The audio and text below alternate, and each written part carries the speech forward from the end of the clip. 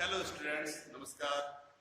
आज हम बात करेंगे वसंत कक्षा 8 पाठ्य पुस्तक का तीसरा जो पाठ है बस की यात्रा, उसके प्रश्नोत्तर के बारे में। तो आपने पाठ अच्छी तरह से समझ लिया होगा, ऐसे मैं आशा करता हूँ।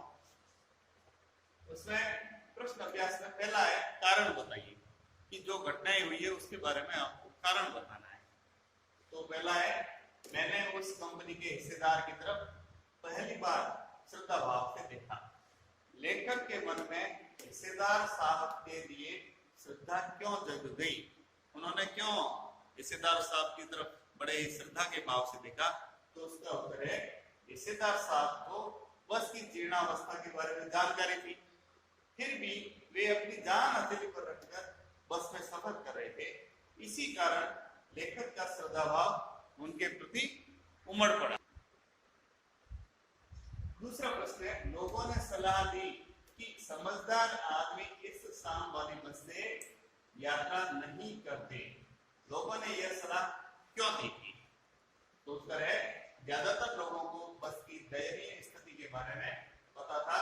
उनके अनुसार बस का कोई भरोसा नहीं था कि वो गंतव्य तक सही समय पर पहुंच जाएगी या नहीं। लोगों के अनुसार बस से वो डाकिन है। अब हम बात करते हैं तीसरा जो प्रश्न है, ऐसा जैसे सारी बस ही इंजन है और हम इंजन के भीतर बैठे हैं। लेखक को ऐसा क्यों लगा?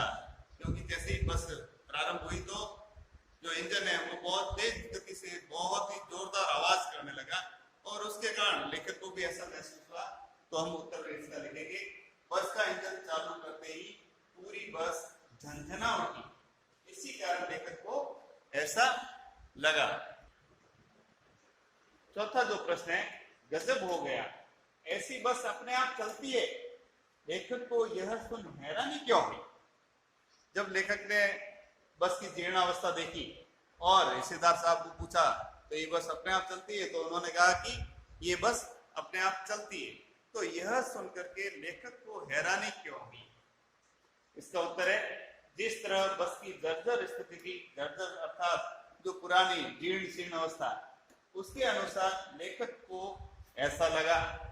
लेकिन जब बस कंपनी के हिस्सेदार ने कहा कि बस अपने आप चलती है तो उन्हें हैरानी हुई।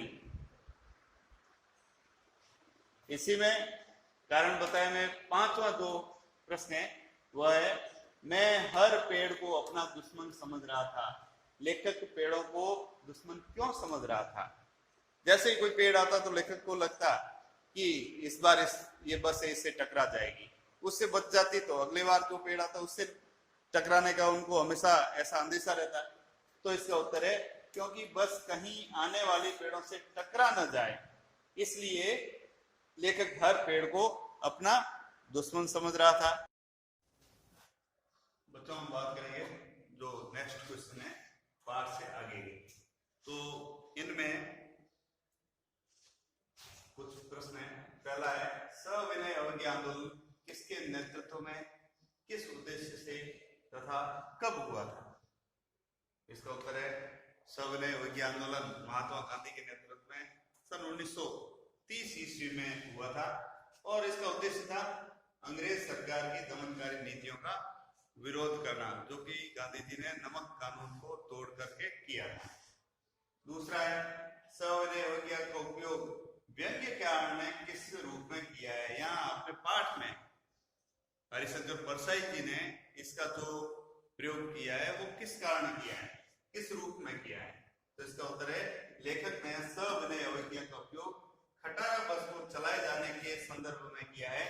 जिस तरह से 1930 ईस्वी में भारतीय जनता ने अंग्रेजों के विरुद्ध विनय पूर्वक असहयोग किया था, उसी प्रकार बस के विभिन्न हिस्से असहयोग करते हुए बस को आगे बढ़ा रहे थे।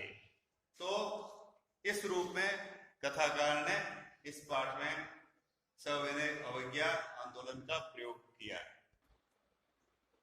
तो इसमें तीसरा प्रश्न है, आप अपने किसी यात्रा के खट्टे मीठे अनुभवों को याद करते हुए एक लेख लिखिए।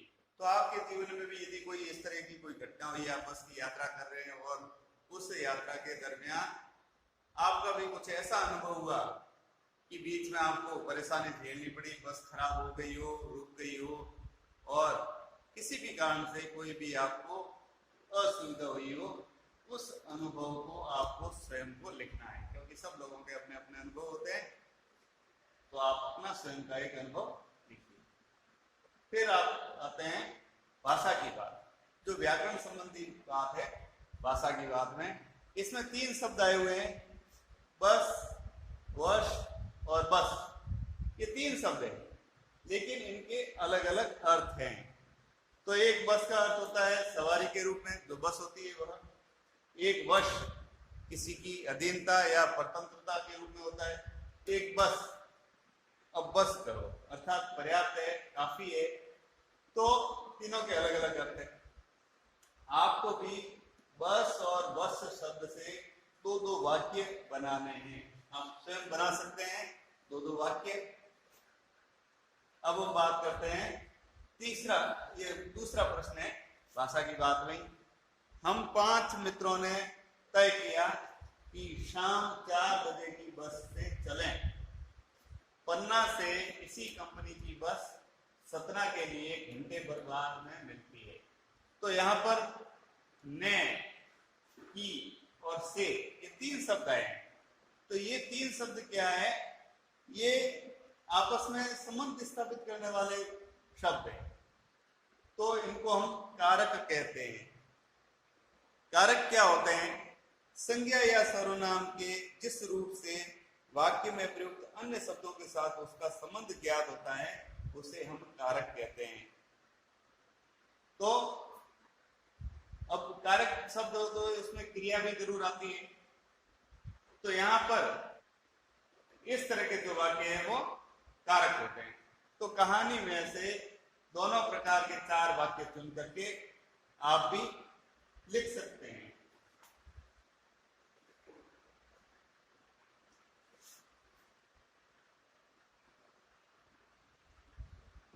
आगे हम बात करेंगे भाषा की बात का। तीसरा प्रश्न है, हम फौरन खिड़की से दूर सरक गए, चांदनी रात में टटोल कर वह रेंग रही। इसमें देखिए, रेंगना और टटोलना, ये सरकना, 2 अलग अलग क्रियाएं हैं। और ये क्रियाएं 2 प्रकार की गतियां दर्शाती है। यानी सरकना अलग प्रकार की गति है और रेंगना अलग प्रकार की गति है। तो इसी तरह से और भी कुछ हम क्रियाओं का प्रयोग कर सकते हैं जिनका कुछ अलग अर्थ होता है, थोड़ा सा उसमें बदलाव होता है, लेकिन गति को ही प्रदर्शित करने वाली क्रियाएं हैं। जैसे घूमना, इसी तरह से टहलना, धड़कना और चलना, ये भी इसी प्रकार की क्रियाएं हैं जो गति को दर्शाती है। इसका आप उदाहरण ये लिख सकते हैं। फिर आता है चौथा प्रश्न, कांच बहुत कम बचे थे और जो बचे थे हमें उनसे बचना था। इस वाक्य में भी एक शब्द आया हुआ है बच। अब इस बच शब्द का भी 2 तरह से प्रयोग किया गया है, यानी कि इनके अर्थ अलग अलग है। एक वाक्य में बच शब्द 2 बार है, लेकिन दोनों बार इसका जो अर्थ है वह अलग है। क्या अर्थ है? एक का अर्थ है शेष, बचना। एक का अर्थ है सुरक्षा, यानी हमें कांच से बचना था। यहाँ सुरक्षा से संबंधित अर्थ आ रहा है।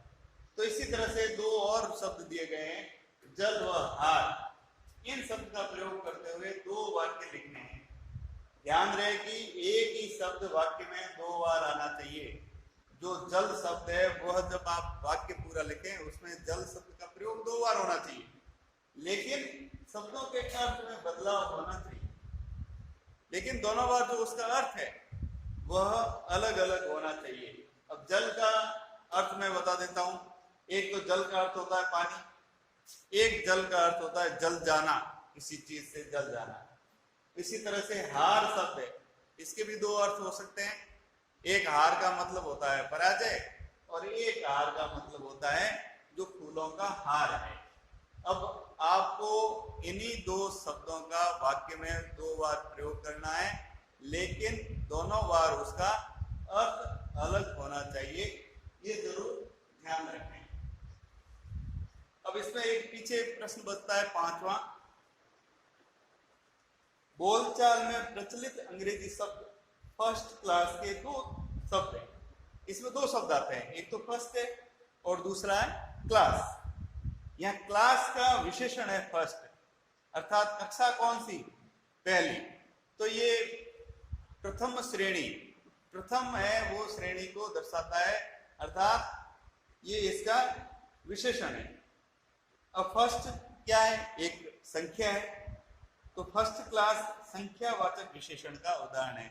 विशेषण के आपने अलग अलग भेद पढ़े होंगे, तो यह एक संख्यावाचक विशेषण का उदाहरण है। महान आदमी में किसी आदमी की विशेषता है। आदमी की विशेषता क्या है, उसकी महानता, अर्थात महान है वो आदमी की विशेषता बता रहा है। ये गुणवाचक विशेषण है, क्योंकि यह मनुष्य का गुण बता रहा है कि इस मनुष्य का गुण कैसा है, महान है। संख्यावाचक विशेषण और गुणवाचक विशेषण के दो उदाहरण आपको खोज करके लिखने हैं। ये आपका एक तरह से गृह कार्य है, होमवर्क है, आप इसको अपने मन से लिखिए। धन्यवाद। तो आपका पाठ जो तीसरा है, बस की यात्रा, उसके सारे प्रश्न उत्तर मैंने यहाँ करवाए हैं। आशा है आपको अच्छी तरह से समझ में आएंगे। धन्यवाद।